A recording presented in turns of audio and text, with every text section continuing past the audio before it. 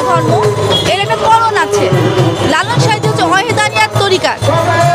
এই যারা সাদা পোশাক পরে তারা আপনাদের স্বরলিপু তার থেকে মানে আলাদা থাকতে চায়, হিংসা, নিন্দা, ক্ষোভ এগুলোর থেকে আলাদা থাকতে চায়, তার মধ্যে এটা থাকতে চায়, সে শুধু মানুষ।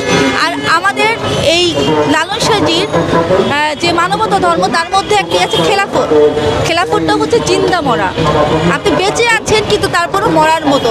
আপনার এই হাত দিয়ে কাউকে আঘাত করতে পারবেন না, এই মুখ দিয়ে আপনি কখনো কাউকে এমন বাক্য উচ্চারণ করবেন না যাতে কষ্ট পায়। এটাই হচ্ছে, এই জন্যই লালন সাহিত্যের যারা সাধুরা আছেন তারা সাদা পোশাক পরে। সাদা পোশাক মানে শান্তি, এই জন্যই আর কি লালন অনুসারী যারা আছে তারা সাদা পোশাক পরে।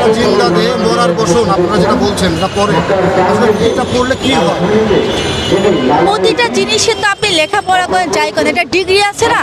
তো লালন সাহিত্যের যখন একটা এই সাধনার একটা পর্যায়ে পৌঁছায়, আর সাধুগুরুরা এই মানব দেহ বলেছেন যা আছে বিশ্ব ব্রহ্মাণ্ডে তা আছে মানব খণ্ডে, তাই মানব দেহের মধ্যেই সব কিছু খুঁজতে চাই।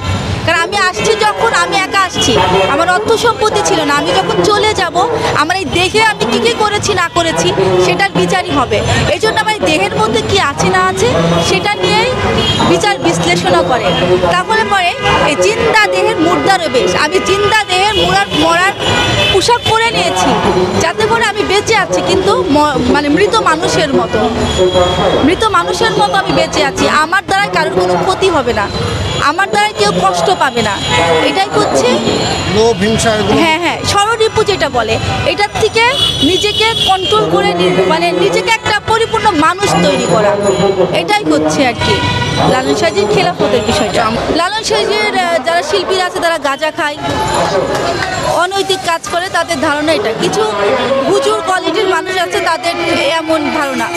আপনারা মানে শুনে আশ্চর্য হবেন যে লালন সাহিত্যের যে প্রোগ্রামটা হয়, অনেক বড় প্রোগ্রাম হয়, কিছু মৌলবিবাদী লোকজন এইটা নিয়ে তারা মানববন্ধন করছে যে লালন সাহিত্যের মেলা হতে দেবে না। আপনারা ফেসবুকে দেখতে পারেন তারা মানববন্ধন করেছে।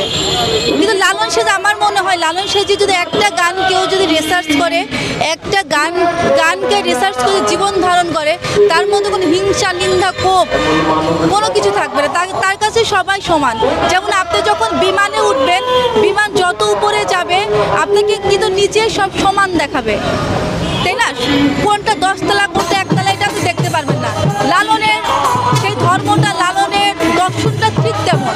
যখন আপনি লালনকে নিয়ে কাজ করবেন, লালনের গানকে ধারণ করবেন, তখন আপনার কাছে মনে হবে সব সমান। তাই তো লালন সাহিত্য একটা ধর্ম দিয়েছে, মানবতা ধর্ম। এর মধ্যে হিন্দু, মুসলমান, বৌদ্ধ, খ্রিস্টান কোনো জাত না, আমাদের একটাই পরিচয়, আমরা মানুষ। আমরা কারোর মাথায় বাড়ি দিতে পারি না, আমাদের একটাই অস্ত্র একতারা। আমরা একতারা দিয়ে কণ্ঠের মাধ্যমে মনের ভাব প্রকাশ করি, লালন সাহিত্যের গান করি এবং লালন সাহিত্যের গান অনুযায়ী জীবন ধারণ করার চেষ্টা করি।